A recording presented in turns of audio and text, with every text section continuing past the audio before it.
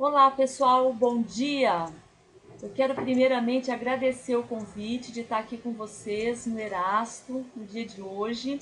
Quero agradecer ao meu querido amigo José Cláudio Casale da Rocha por essa oportunidade de estar conhecendo mais um grupo e da gente ter possibilidade de parcerias também. Então, eu gravei essa aula hoje de tumorigênese do câncer de cabeça e pescoço para a gente discutir um pouquinho sobre a parte molecular, genética e os fatores de risco relacionados ao aparecimento da doença. Tá? Antes que vocês me perguntem, essa imagem maravilhosa é a vista que eu tenho da minha casa, para fazer inveja para todo mundo aqui no dia de hoje, tá? Eu estou morando no sítio, né? E então essa é a vista da minha casa. Eu estou à disposição de vocês para tirar dúvidas e logo depois da aula a gente vai abrir aqui um fórum, tá bom? Então, pessoal, classicamente nós temos o processo de tumorigênese quando uma célula, que é uma célula que sofre transformação e dá origem a outras células como ela, que são transformadas, que têm vantagem proliferativa em relação às células não transformadas. Então essas células, elas são diferentes das células não transformadas, tá? Elas formam massas, mas não têm a capacidade de invasão, por exemplo. Então não são tumores malignos. Podem até formar tumores benignos, mas não são tumores malignos. Então, quando nós temos dentro desse grupo de células aquelas que sofrem segundos, terceiros e até quartos eventos genéticos, que lhes dão habilidade, por exemplo, para romper lâmina basal, para adentrar tecidos e vasos. Essas células, elas têm essas habilidades porque elas sofreram transformações genéticas. Então, a gente define câncer como a doença genética da célula. E, de fato, essas células são diferentes dessa célula inicial antes da sua transformação. Do ponto de vista molecular, então todas as habilidades relacionadas a essas células, porque normalmente uma célula ela não tem condições de romper lâmina basal, de adentrar tecidos, adentrar vasos, né? Ela, por exemplo, ser capaz de escapar do sistema da vigilância do sistema imune. Normalmente uma célula não tem condições de fazer tantas coisas, mas a célula do tumor ela tem condições. Por quê? Porque ela é diferente dessa célula original do ponto de vista genético e molecular. Tá? Então, do ponto de vista genético, ela tem alterações. E do ponto de vista epigenético, muitas vezes também. Tá? Então, às vezes não é uma alteração de letrinha do DNA, mas é uma alteração epigenética, ou seja, de regulação da expressão gênica. Então, elas expressam proteínas diferentes daquela célula não transformada. Então, para essa célula dar origem a um tumor metastático, ela tem que percorrer um caminho. E esse caminho é sofrer algumas mutações em genes, principalmente genes chamados de oncogenes, supressores de tumor. Elas têm que ser capazes de adentrar, né, nos tecidos e vasos. Caindo na circulação, elas têm que ser capazes de vencer a vigilância do sistema imunológico, por exemplo, dos linfócitos. Muitas vezes formam agregados, êmbolos, né, tumorais, que se recobrem por substâncias do próprio corpo, por exemplo, plaquetas, proteínas que estão presentes no sangue, e dessa forma elas conseguem driblar os linfócitos, que não são capazes de reconhecê-las como antígenos, porque eles vão reconhecer como coisas do próprio corpo, porque estão recobertas. E esses êmbolos, quando chegam na pontinha de um capilar bem fininho, elas param ali e não são capazes de sair dali para formar metástases, até que sofram transformações moleculares, genéticas, que façam delas capazes de fazer esse processo de saída do vaso e de colonização de um novo local. Num outro local também tem que ser capazes de fazer angiogênese, né, novos vasos, e assim fazer um novo foco tumoral. Então, gente, eu quero que a visão de tumor agora seja diferente. Eu quero que vocês enxerguem o tumor, percebendo que todos esses eventos e essas capacidades que as células adquiriram, elas somente são possíveis porque existiu um mecanismo molecular que possibilitou a expressão de genes, né, que dão origem a proteínas que fazem essas habilidades acontecerem, tá? Então, gente, eu falei tanto de genético, mas esse genético não quer dizer hereditário. Hereditário é quando você consegue transmitir para a prole. E genético é um evento celular, né, que uma célula vai transmitir para a sua célula filha. Então, 5 a 10% dos tumores são considerados tumores genéticos, ou seja, são hereditários. Eles podem passar de pais para filhos. Do ponto de vista de prevenção, a gente pode fazer muito pouco em relação a eles, porque a pessoa já nasceu com genes de predisposição. E o aparecimento desse tumor, ele pode ser adiado, mas muitas vezes, por mais que a pessoa faça, a pessoa pode desenvolver esses tumores. É o caso, por exemplo, de tumores de mama, de tumores coloretais, né, que estão envolvendo genes de predisposição genética, por exemplo, BRCA1, gene BRCA2, para síndromes hereditárias de câncer. Mas outros tumores, que são os tumores, por exemplo, de cabeça e pescoço, não existem ainda genes de predisposição que foram identificados, sendo que os fatores ambientais, o estilo de vida da pessoa, tem um peso muito grande no aparecimento desses tumores. Então são eles aí, cerca de 50 a 80% deles, né, dos tumores todos, inclusive os de cabeça e pescoço, que podem ser prevenidos através de várias coisas, principalmente através da educação. Entre os diversos fatores de risco para o desenvolvimento desses tumores, a gente pode citar, por exemplo, os vírus, que hoje são reconhecidamente importantes no desenvolvimento de tumores de cabeça e pescoço. Então, o câncer de cabeça e pescoço, ele é passível de prevenção. Por quê? Porque apesar da epidemiologia dele ser uma epidemiologia complexa, eles estão relacionados, por exemplo, à pobreza, à falta de educação e também estão relacionados ao consumo de tabaco e álcool, que são os principais fatores de risco relacionados ao aparecimento da doença. Então, o tabaco sozinho, ele pode ser considerado responsável por cerca de 42% dos óbitos dos tumores de cabeça e pescoço. E o risco de desenvolvimento do carcinoma epidermoide de cabeça e pescoço é de 5 a 9 vezes maior em tabagistas do que em não tabagistas, mantendo a relação direta com a quantidade consumida. E o etilismo pesado também corresponde a aproximadamente 16% dos óbitos dos tumores de cabeça e pescoço. E como eu já falei no slide anterior, né, existe também o envolvimento de vírus. Então são dois vírus aqui principais que são relacionados, né, o Epstein-Barr e o papilomavírus humano, que têm sido relacionados ao desenvolvimento desses tumores de cabeça e pescoço. Então, o HPV, por exemplo, está relacionado ao desenvolvimento do câncer de orofaringe e dá também um prognóstico diferente dessa doença. E o Epstein-Barr está relacionado principalmente a tumores de nasofaringe. Bom, mas o tumor de cabeça e pescoço, apesar dele ter envolvimento de fatores de riscos ambientais, ele também tem as bases genéticas da tumorigênese que não são diferentes das bases da tumorigênese de outros tumores. Então, da mesma forma, envolvem, do ponto de vista oncogenético, né, molecular, os oncogenes, os genes supressores de tumor e os genes de reparo do DNA também, da mesma forma que outros processos de tumorigênese de outros tumores. Então, o que são oncogenes? São genes normais que atuam no ciclo celular, fazendo com que a célula se divida.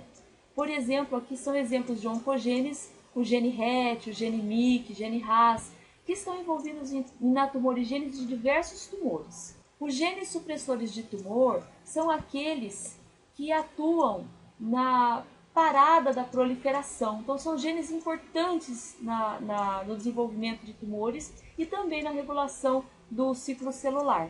Por exemplo, o gene RB1 e o gene TP53. Temos também genes, que são os genes de reparo do DNA, que quando danificados, eles elevam a taxa de mutação. Bom, então entendendo como é que acontece isso, então aqui nós temos uma célula e nessa célula normalmente existem fatores de estímulo à proliferação celular e fatores inibitórios, tá, da proliferação. Então na célula normal atuam os oncogenes ativando a célula divisão, né, estimulando a célula a se dividir. E atuam também os fatores de inibição que vão fazer a regulação disso. Então, na célula normal, como é que isso acontece? Esses oncogenes, que por exemplo a gente vai chamar aqui proteína de oncogênica, tá? Então, essa proteína oncogênica, ela é regulada por ligantes que vão fazer essa transdução de sinal que vai dizer à célula, através de um sinal químico, tá? Para essa célula se dividir. E esse sinal ele sempre culmina num fator de transcrição aqui no DNA, dizendo assim para a célula: divida-se, divida-se, divida-se. Então, todas essas proteínas são consideradas proteínas oncogênicas. Por quê? Estão na via de um oncogene, porque dizem a célula para se dividir. Então, qualquer uma dessas que estiver desregulada e estiver funcionando, por exemplo, mesmo na ausência de um ligante, ela manda sinal para a célula se dividir, por exemplo, ela é considerada um oncogene ativado. E, por outro lado, quando você tem qualquer uma dessas proteínas perdidas no sinal inibitório de parada de divisão celular, você também tem a perda de atividade de um supressor tumoral.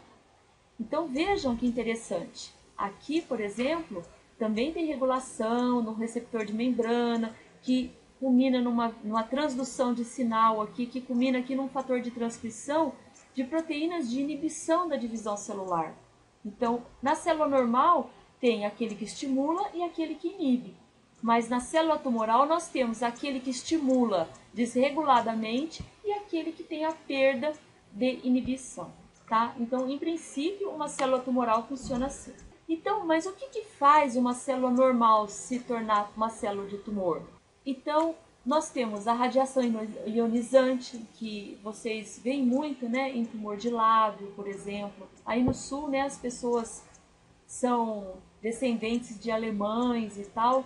A gente tem a carcinogênese provocada pela radiação, é muito comum aí no nariz, né, na boca, mesmo no local onde fica o cigarro e até no local onde tem o calorzinho do chimarrão, né, o contato aí direto, que começa a provocar algumas lesões que vão dar à célula ao longo do tempo uma chance maior dela se tornar uma célula diferente, uma célula alterada. Então tem os produtos carcinogênicos, os vírus, que vão acabar transformando uma célula normal numa célula tumoral. Mas eu vou fazer uma pergunta para vocês. Será que todas as células respondem à agressão da mesma forma?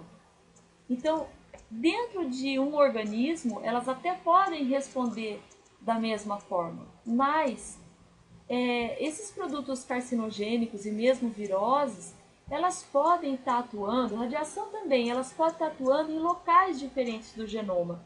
Então, cada célula pode ser única no processo de tumorigênese. Então, é importante a gente entender, por exemplo, que dentro de uma população, as pessoas podem responder às agressões de forma diferente. Porque cada indivíduo é um ser único, senão seria uma matemática. Fumou, tem câncer. Usou álcool, tem câncer. Tomou sol, tem câncer. E não é assim que acontece. Nós percebemos que os organismos, eles reagem de maneira diferenciada aos estímulos do meio ambiente e até do metabolismo interno, endógeno do indivíduo. Porque nós também produzimos coisas. Não é só aquilo que vem de fora, aquilo que vem de dentro também. Por exemplo, nós produzimos radicais livres, aquilo que nós nos alimentamos é metabolizado de forma diferente e assim por diante, tá? Então é muito importante a gente diferenciar esses dois conceitos aqui, que em toda aula que eu dou eu acabo falando sobre eles. Um é o conceito de suscetibilidade e o outro é o conceito de predisposição. Já falei. O que são genes de predisposição ao câncer? São aqueles que, quando alterados, levam ao câncer. É quase que matemático, tá? Por exemplo, para câncer de mama, alterações em alguns genes dão ao indivíduo uma chance de desenvolver tumor de quase 80%. E genes de suscetibilidade? São um conjunto de genes que controlam o reparo, o metabolismo, uma série de coisas que vão dar ao indivíduo uma chance maior ou menor, dependendo do estilo de vida que ele tiver. Mas no gene de predisposição também é importante o estilo de vida. Já pensou, o indivíduo nasce com um gene de predisposição ao câncer. E aí ainda ele fuma, ele bebe, ele toma sol, ele faz uma série de coisas que vão dar a ele uma chance aumentada ainda por associação a genes de suscetibilidade. Então aí ele pode ter mais precocemente aquele tumor que ele iria desenvolver numa idade assim mais avançada, tá? Então, e os genes de reparo do DNA? Se eu perguntar aqui na sala, fizer um exame molecular em todo mundo, a gente vai ver que o reparo de vocês é diferente em relação aos diferentes xenobióticos ambientais, a poluição, aos alimentos e assim por diante. Continuando aqui, então, existe uma figura clássica aqui que eu vou estar utilizando para mostrar a tumorigênese no câncer de cabeça e pescoço. Então, classicamente, na histologia, na patologia, né, na análise, no exame histopatológico, a gente, a olho nu, não consegue enxergar, mas na lâmina, no microscópio, é possível ver e diferenciar uma mucosa normal de uma hiperplasia, de uma displasia, de um carcinoma in situ e de um carcinoma invasivo, né? Então, é possível fazer essa diferenciação na análise da lâmina, no exame histopatológico. Mas a olho nu, normalmente, quando você tem uma displasia, uma hiperplasia, você não consegue enxergar isso a olho nu. Mas a gente sabe que existem já, numa hiperplasia, por exemplo, alterações que são moleculares, que dão às células essa capacidade de fazer esse espessamento aqui, que normalmente na mucosa normal não existiria. Então, no caso de câncer de cabeça e pescoço, a gente usando como exemplo a boca, que é um local onde os carcinogênicos ambientais eles entram muito em contato, o campo é cancerizado. Então, existe aquele conceito de cancerização de campo. Mas o que é cancerização de campo? Cancerização de campo quer dizer que nenhuma dessas células pode ser absolutamente normal, porque sofreram ação de carcinogênicos ambientais.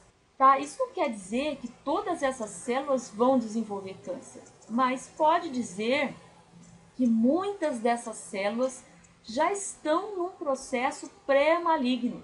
Então são situações aqui de hiperplasia ou de displasia, tá? Às vezes a gente enxerga uma leucoplaca, uma eritoplaca, né, que até é visível a olho nu.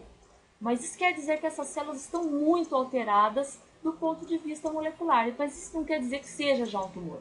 Então, pessoal, as alterações mais frequentes aqui, a gente tem, por exemplo, perda de heterozigosidade na P16. Então, é um supressor de tumor que sofreu um primeiro evento de perda de função, depois um segundo evento. E aí você deixou de ter esse supressor de tumor funcionando. Então, esse é um evento aqui relacionado à hiperplasia. Aqui tem, por exemplo, perda de função do supressor tumor P53. Então, o gene TP53 sofreu um primeiro evento e depois um segundo evento, dando perda de função, levando a esse tipo de alteração. E depois outros eventos aqui envolvidos. Um dos mais importantes é a amplificação de ciclina D1, para carcinogênese de câncer de cabeça e pescoço. Então, é um oncogene que está amplificado, ou seja, que está descontrolado e mandando a célula se dividir cada vez mais. E assim por diante. Então, esse é o processo básico de tumorigênese de cabeça e pescoço. Então, entrando um pouquinho nessa parte de detoxificação, para a gente entender melhor o papel do tabaco e do álcool na carcinogênese, tá? Hoje a gente não vai ter tempo de falar de HPV. A detoxificação enzimática desses xenobióticos ambientais, ela é feita pelo corpo da gente, principalmente no fígado, em 3 fases, tá? Fase 1, fase 2 e fase 3. A gente vai falar um pouquinho de fase 1 e fase 2, que são as fases de transformação de xenobiótico que pode gerar, na fase 1, um composto mais tóxico do que inicialmente ele entrou no seu corpo. E depois em fase 2, tornando esses compostos mais hidrossolúveis para serem excretados pela urina. Então, vamos dividir aqui, né, a detoxificação em fase 1 e fase 2, atuando aqui em fase 1, principalmente as famílias do citocromo P450, tá, que são genes que transcrevem proteínas microsomais, que estão principalmente no retículo endoplasmático liso das células lá no fígado. E as N-acetiltransferases 1 e 2. E na fase 2, as glutationa S transferases, as UGTs e as NAT2. Então, como essas enzimas são altamente polimórficas ou variáveis entre as pessoas, cada um vai funcionar na fase 1 e na fase 2 de maneira diferente. Tem gente que faz a fase 1 rápida e a fase 2 lenta. Tem gente que faz a fase 1 lenta e a fase 2 rápida.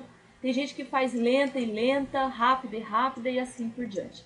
Por isso, o que é alimento para um é para outros amargo veneno, como já dizia Lucrécio. Então, vamos dar uma olhadinha aqui só na biotransformação do etanol, para a gente ter uma ideia, porque o etanol está envolvido com a carcinogênese da cabeça e pescoço, né? Então, o etanol, ele é biotransformado em acetaldeído e depois de acetaldeído ele é transformado em acetato. Só para considerar, o acetaldeído é considerado o composto carcinogênico do álcool, do metabolismo do álcool, porque o álcool em si não é considerado carcinogênico, mas o álcool ele é biotransformado em acetaldeído pelo próprio corpo e também, acreditem se quiserem, pelas bactérias que estão presentes na boca do indivíduo. Então, por isso que a higiene da boca é muito importante na carcinogênese da cabeça e pescoço. Então, todo mundo já ouviu falar que a boa higiene da boca é importante na prevenção do câncer de boca. E aí está uma das razões. Porque você fazendo uma boa escovação, você vai estar prevenindo que determinadas bactérias possam estar aí fazendo biometabolização e produzindo até acetaldeído dentro da boca, tá? E de outros componentes também, tá? Então, essa biotransformação do etanol em acetaldeído, ela é feita pela enzima ADH ou álcool desidrogenase. E a metabolização de acetaldeído a acetato, ela é feita pela enzima ALDH ou aldeído desidrogenase, tá? Então, se o indivíduo faz de etanol para acetaldeído rápido e de acetaldeído para acetato lentamente, aí a gente vai ter um problema, porque nós vamos ter um acúmulo de acetaldeído durante algum tempo, o que não é bom. Então, eu não vou dar uma aula de biotransformação de etanol, mas eu quero dizer para vocês que o etanol é biotransformado em acetaldeído e de acetaldeído a acetato, e a gente pode perceber isso na pessoa quando ela bebe. Ela primeiro ela ingere o álcool e depois de um tempo ela tem um cheiro diferente, que é um cheiro de acetaldeído. E no dia seguinte já não é mais aquele cheiro, é um cheiro meio avinagrado, que é o cheiro do vinagre, né? Do acetato mesmo. Então, existem várias enzimas que estão participando aqui desse biometabolismo, entre elas a ADH, a LDH, e aqui também nós temos uma outra via, que é microsomal, que está envolvendo uma CYP, que é a CYP2E1, tá? Importante aqui, pessoal, é que o acetaldeído está relacionado com a formação de adultos ou de danos no DNA e também nesse processo de biotransformação existe aumento da formação de radicais livres que vão causar dano celular, portanto, envolvimento no processo de carcinogênese, tá bom? É só uma curiosidade, né? Alguns grupos étnicos, eles têm uma metabolização diferente do etanol, tá? Então, os asiáticos, eles têm uma variante genética da enzima ADH que permite uma conversão muito mais rápida do álcool em acetaldeído. Porém, entre 8% e 45% desses grupos populacionais não apresentam a forma enzimática da LDH que vai fazer a eliminação do acetaldeído. Então a pessoa fica muito dependente daquela via de biotransformação da CYP2E1, que também pode ser polimórfica. Então eles ficam com um rubor facial muito grande, né? Ficam bem vermelhinhos quando bebem e não raramente podem ter problemas relacionados ao consumo do álcool, inclusive o aparecimento de tumores.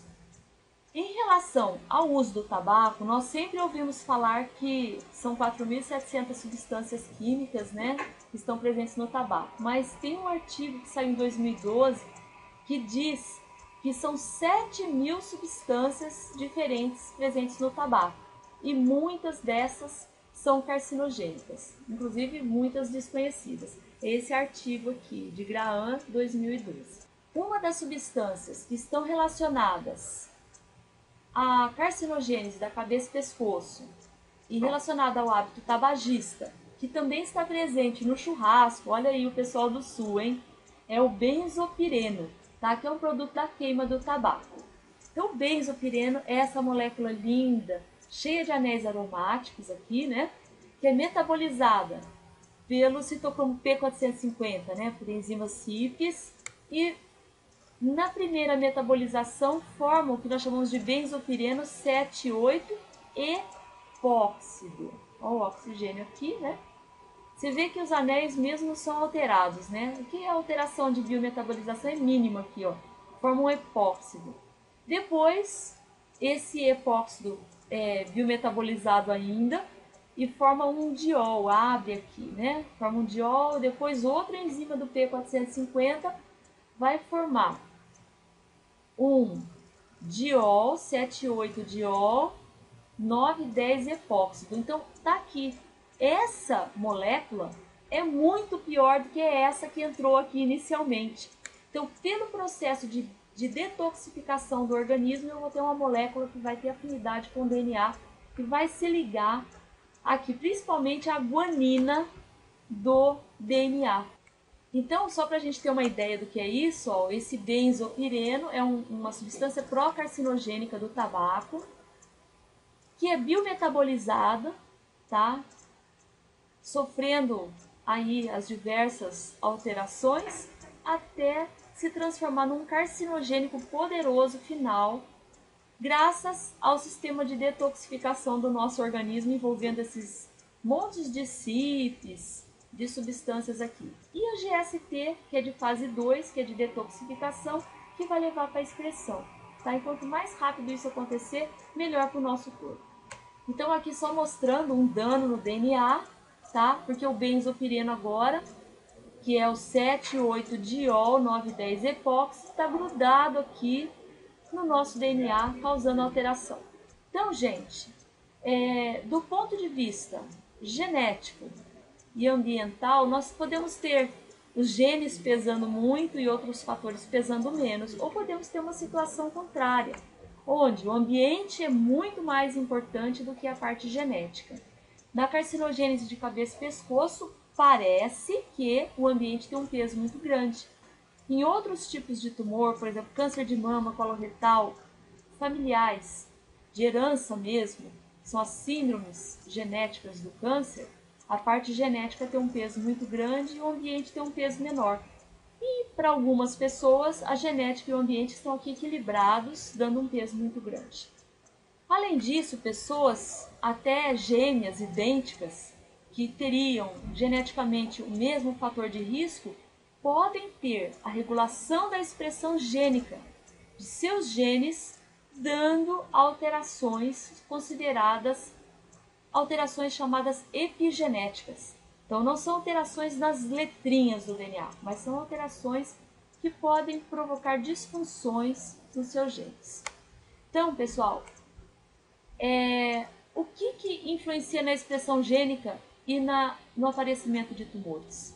Então são vários fatores, como idade, o gênero, a dieta, né? A alimentação é super importante, os hábitos de vida e até o ambiente interno da pessoa. Então, se a pessoa é estressada, se a pessoa é angustiada, né? Hoje nós sabemos que essas pessoas, elas produzem substâncias químicas de forma diferente de pessoas tranquilas, por exemplo, que podem afetar o DNA e a expressão gênica.